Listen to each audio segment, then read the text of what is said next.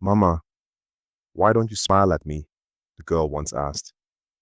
In the quiet hills of Umudim, where stories cling to the red clay like footprints after rain, there lived a girl called Neka. She was 16, bright-eyed, quick-tongued, but always unsure of where she stood, because in her home, love was measured, not in hugs, but in silence. And the silence came from Mama Ebele, a woman with eyes sharp as broken glass, a woman who fed everyone in the village, except her own child, with softness. Neka would watch her sometimes, loving the neighbor's baby with such warmth, then turning to her like a wound too old to dress. Mama, why don't you smile at me? The girl once asked, and Mama Ebele just said, You're not my mother's daughter. Strange words, cruel words, but they clung to Neka's ribs like a hunger. At school, Neka thrived, top of her class. Her teachers said she had a mind like fire, but at home, that fire only burned her. Every report card was met with a nod. Every birthday passed like any other day. She cooked, she cleaned, she watched other mothers call their daughters my pride, and wondered why her own mother only ever called her you. Then, on her 17th birthday, everything changed. She found it, an old wooden chest in the storeroom, tied with faded cloth, covered in dust. Inside, a photo of a young woman, smiling, holding a baby. The handwriting on the back read, To my sweet Nika, born of love, taken by fate. That woman wasn't Mama Ebele. Nika's hands shook.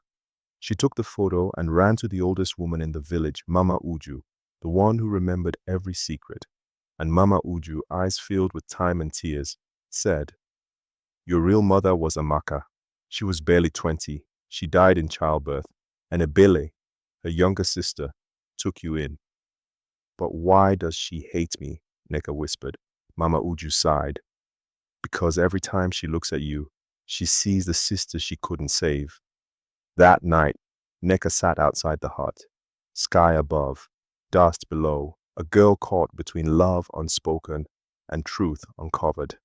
When Mama Ebele came out, they sat in silence until Neka broke it. I know now about Amaka, about who I really am. Mama Ebele didn't cry, didn't shout. She just said, I tried, Neka.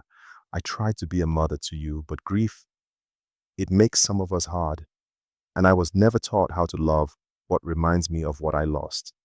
Neka nodded slowly. But I am not your sister. I am not your pain. I am just a girl who needed a mother. The wind passed between them, carrying old wounds, carrying new truth. And then, for the first time in years, Mama Ebele opened her arms, and Neka walked into them.